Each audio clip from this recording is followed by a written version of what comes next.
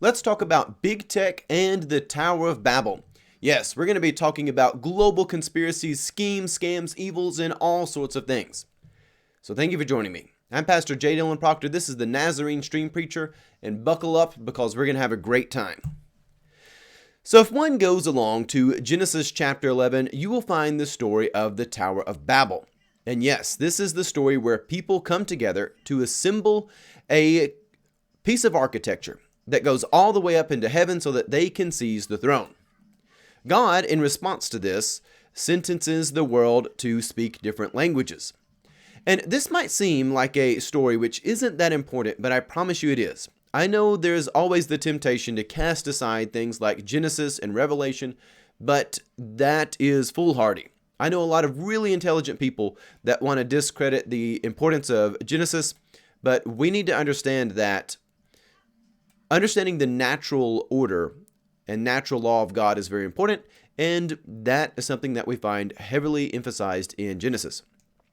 And on that note, to begin our conversation about big tech and all of these global tyrannies and evils, which we in the church should care about, it's actually our Christian duty to stand against the wiles of evil, regardless of what form they're in. Yes, that's right. Someone like big tech is fully capable of committing tyranny, as are a worldly government. So, there's two things that we always need to keep close to our hearts. One, God alone makes the good. Period. No exceptions. Beyond that, we also need to remember that we are fallen creatures.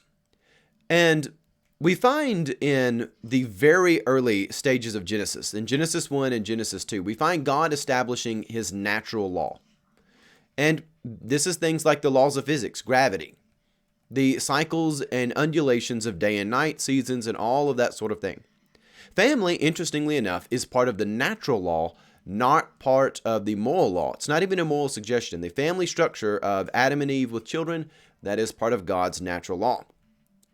Well, once we get into Genesis 3 and moving forwards, we start to find how people interact with the natural law around them.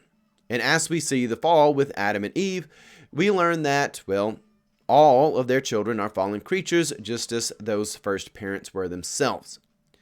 And what we find is that God's moral laws, they are restraints against evil. They're restraints against tyranny and things which are wicked. And we will find, indeed, that when God sentences the world to speak different languages, that is actually a restraint against evil. It's actually something which is going to help keep the natural order and help keep the world being a place of blessing rather than a place of chaos and just horrible monsters. And I say that because we're over here with some horrible moblin monsters in The Legend of Zelda: Breath of the Wild. So, right now, we really need to square around our minds to the fact that in the modern world, the biggest threats that we have against freedom, against all that is good, true, and beautiful, against the opportunity for creatures made in the image of God to exercise their sovereign will, to work out their faith in God in fear and trembling in their personal lives, the biggest threat we have against that really is not a worldly government in the conventional sense. What we have now is a strange fusion between, I even hate to call them private companies because they're so much more than that. We now have artificial realities constructed online. I mean, I'm playing a video game right now. This is an artificial reality. Now, a video game is much more like a book in that there's a plot, there's a story, you can follow along with it, and you generally move at your own pace. But social media companies like Facebook, Twitter, YouTube, they have largely created online alternative realities which aren't bound by the natural law of cause and effect. Again, people can get online and say whatever they want, and it'll be entertained as much as something would be entertained as if it's real. You know, I'm in Tennessee. Right now, we're in the middle of the Colonial Pipeline has been hacked, and I'm open to all suggestions about that and its origins. You know, we are fallen creatures, evil schemes and conspires. But in the midst of all this, there's been a lot of people, including the New York Times, who's come out and said, oh, there's no gas shortages, no gas lines. Well, you know what? That's not true. You are denying the natural law. You're not just rebelling against God's moral laws, like don't bear false witness. You're actually denying cause and effect relationships. You're denying the natural law. And one of the things which the fake realities of social media and big tech has allowed is artificial realities where people can break the natural laws of God. This is very destructive. Very, very destructive. Well, one of the natural laws of God is that the heavens above would be separated from the earth below. I think one of the best commentaries on the natural law of man being created to be a terrestrial creature and not to venture above or below is, of course, Jules Verne's 20,000 Leagues Under the Sea. Captain Nemo, he rebels against God's natural law and says, the world failed me, which is correct. The world does fail people. The world fails people all the time. But Nemo's response to that is, I'm going to go under the sea. I'm never going to set foot on terra firma again. He rebels against the natural law of God. And people do this all the time. They always want to rebel against the natural law of God. There's a lot of sins, a lot of desires that people have which rebel against the natural laws of God. There's a lot of family targeting sins, things that get down at the visceral design of Adam and Eve that want to rebel against the natural laws of God. There's a lot of, ways we want to design the world. The way a newscaster might lie about basic facts, that breaks the natural laws of God too, because you're denying cause and effect relationships. You're denying basic premises such as the sun goes up in the morning and the night comes in with the moon. Well, the Tower of Babel itself was a denial of the natural laws of God. And I want us to examine that. Let's go to Genesis 11, 1 through 9, I should say. Genesis chapter 11, verses 1 through 9. And the scripture reads, "Now the whole earth had one language and the same words. And as they migrated from the east, they came upon a plain in the land of Shinar and settled there. And they said to one another, 'Come, let us make bricks and burn them together.' And they had a brick of stone and bitumen for mortar. And they said, 'Come, let us build ourselves a city, and a tower with its tops in the heavens. And let us make a name for ourselves, otherwise we shall be scattered abroad the face of the whole earth.'" Okay, we're going to pause there. Halfway through this story, the people have not gave a direct recognition of God. They've ignored God. And they want to build a tower which ascends into the heavens. And yeah, some people will want to interpret that as the sky, just a really tall skyscraper. You know what? Okay. We're not birds of the air in as much as we're not, trans-dimensional species. What we find here is the people, and I actually think this is a bit more literal than just building into the sky. If we actually understand how idolatry works, these people, they're wanting to elevate themselves to the point of God. That's really what's happening here. Morally, that's what's happening, and actually, literally, that's what's happening too. They're trying to elevate themselves to the position of heaven. But they don't recognize God. From that, that's what's really interesting about this. They want to be sitting in the top of heaven, where they can see out over the whole earth. They want to be the one on the throne with the whole earth as their purview, but they do not recognize God. And this is one of the interesting things about evil. Wholehearted evil does not confront God head on, but they ignore God. They ignore God. It's not actually atheism, though. It's just idolatry. But real evil tries to ignore God. It ignores truth to the point of annihilation. I love in C.S. Lewis's book, The Paralandra, how he describes the smile of Satan in the face of the devil. It ignores truth to the point of annihilation. And we're in the day and age of that right now. We are in a culture that ignores truth to the point of destruction. There's no repair. The other day, someone called me and told me that a man they encountered said the reason why electrical wire is so expensive right now is because of all these electric cars we're building. Construction equipment, construction resources and material is way up right now. And if you honestly believe and entertain the idea that it's because electric cars are being built. I'm sorry to say, and I say this with pastoral love because this breaks my heart, but your society is dead and there's no repair aside from total revival. That is ridiculous, and it's not based in truth, and there's no reasoning, there's no critical thinking going on there. We live in a world that is invincible from accountability. Like, there's just no accountability. Again, the amount of lying that goes on in mainstream news is just absolutely insane, and it is the Tower of Babel trying to break the natural laws. Cause and effect relationships don't matter. We said it's not a crisis, therefore it's not a problem.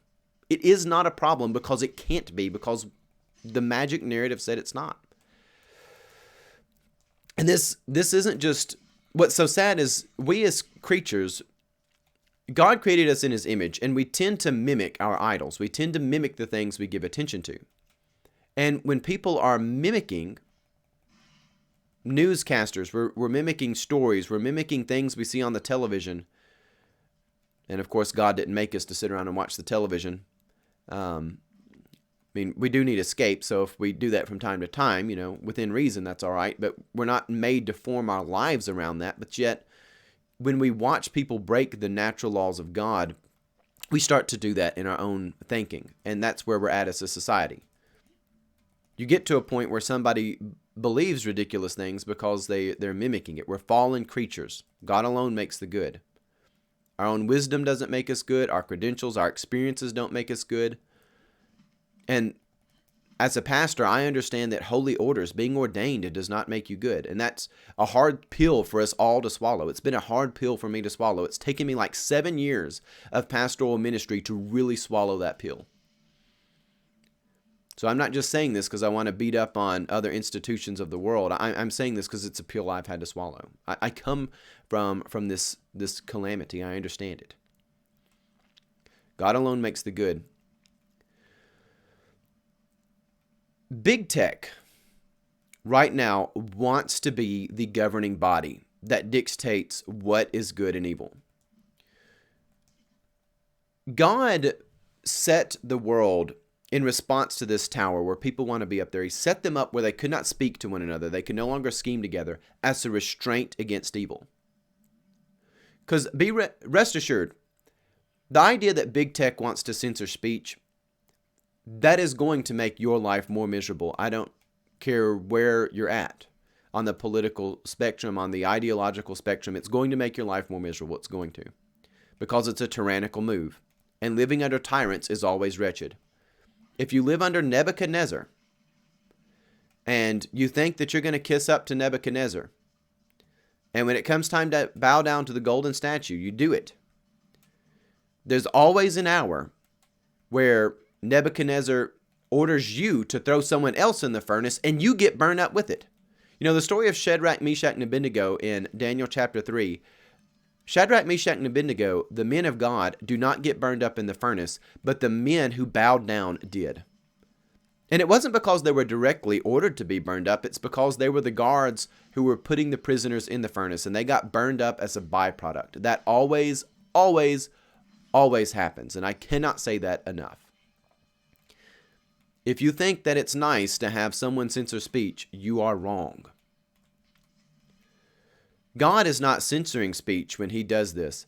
He is putting barriers around evil to keep things smaller so that people can hold one another accountable. What God is doing here is restoring natural order where there are causes and effects and there is accountability.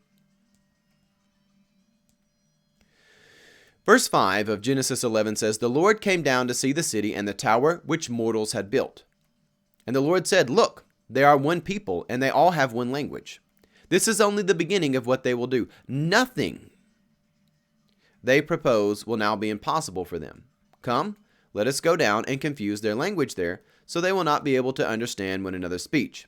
And so the Lord scattered them abroad from there over the face of the earth, and they left off building the city. Therefore it was called Babel, because the Lord confused the language of all the earth, and the Lord scattered them abroad over the face of the earth." We have to understand that people naturally do evil. God is trying to stop them and successfully stopping them from doing evil to themselves. God is the Father. God actually has the parenting authority to do this. It's actually a merciful move. One, they don't actually have the power to reach heaven. But two, if we understand anything about human history is not filled with stories of utopias. This Tower of Babel is not going to be some utopian place where everybody can go up and down the ladder and they go up there and they find heaven and they get to take the throne whenever they want to. No. Rest assured that like all mortal constructions separated from God throughout human history, whether they be Nebuchadnezzar's golden statue, the great monuments of Egypt, which again you only have with the slavery, the indignation, the roads of Rome built again, and you have to understand that fallen creatures, their purposes, their designs are evil. We do evil things as fallen creatures. We don't have to because God made us in His image and we can do good, but we can only do good when we are in a proper relationship to God. Big tech is not sanctified by the crew of people who want to censor hate speech. They're not. They're monsters, like all fallen creatures are monsters. And someone messaged me about this, and they said, are we getting closer to having the Tower of Babel being reinstated? Because really, language barriers are not a problem anymore. And that's true. With modern technology, and this is where you get beyond just the social media sites, but say Google's ability to translate stuff, people can conspire on a global level now. Leaders can conspire. You can have translators. You can conspire on a global level, and actually, that is a huge problem. This is probably going to sound really cruel, what I'm about to say now, so if anyone has maintained, this conversation with me, I appreciate that, but unity for unity's sake is not good. People are not made good by joining together. God alone makes the good. The fact that people are sinners, they usually conspire really wicked schemes when they join together. Why people unite matters. We have a lot of slogans in our modern world, including in the church, that are around some notion of togetherness. We're great when we're together. No. No, you're not. You might be so extraordinarily heinous that you murder masses of people and you don't care. You might be so extraordinarily belligerent that you can't even be bothered to see the problems around you. You might be so passive en masse that you all sit idle and let your children be hauled off into slavery.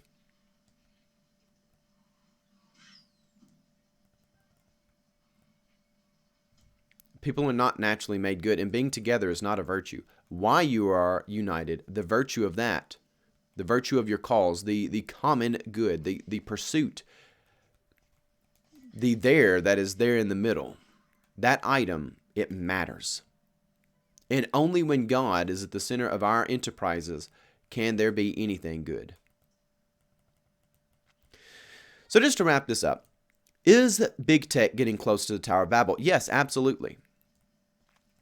And that's one of the reasons my observation of the world says we're at a unique time. I don't know when God is going to return.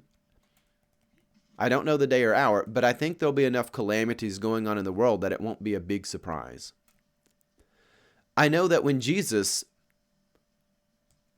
came through Mary, that there was a unique opportunity for the gospel to be spread through, say, the Roman roads. There was actually some new technology, chiefly the Roman infrastructure, that allowed for the gospel to be spread all over the earth. It actually was a unique time that would have helped the gospel spread. Christ came at a time where really, for the first moment in human history, you could take the Christian faith all over the world in a single group of people's lifetime.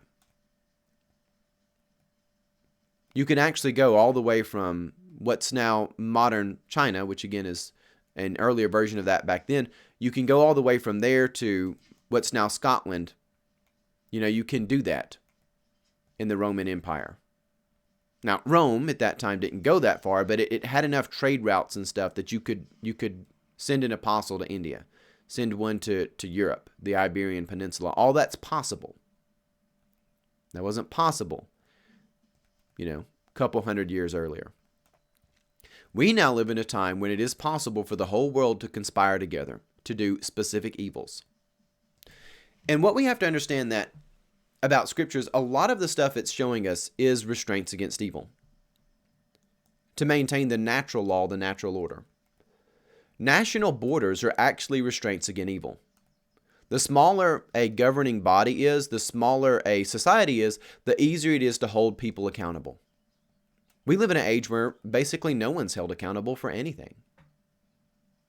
Lie, cheat, steal, kill, steal, destroy, do all the classic tropes of evil. No accountability, none. Scripture's pretty clear that leaders, people who teach others, they need to be held accountable because they're not exempt from being evil. But now we are in an era where we encourage it. We don't allow there to be crusaders for good. Most of our institutions and church-affiliated institutions, they're either run by leadership that is that like a gangster that's just here for good business, or they're run by groupies who are here just to have a seat at the table. They're not here to assert a principle or a virtue and to be willing to die for that virtue, to be willing to lose their job, to be willing to lose their livelihood in exerting a virtue. We find people here that are far more comfortable with, we're just here to do business as usual. And that's where you get calamity. We're now at a time where the world can conspire together, and the church, who should be discerning, who should be seeing evil for what it is, rather than discerning the evil problems and standing against them, now we're generally falling for them. We're being duped by the false idols, being duped by the villainy. It's sad. Well, in conclusion of this, be wary of the fact that we're now in an era, just like Jesus came in a time where the gospel could spread, we're now in an era where things like the beast, things of Revelation, they actually can occur. Having all the rulers of the earth come together and conspire with the whore of Babylon, it's possible now. You can do it. You can have a mark on the whole earth and nobody can buy or sell and trade without it. You can do that now.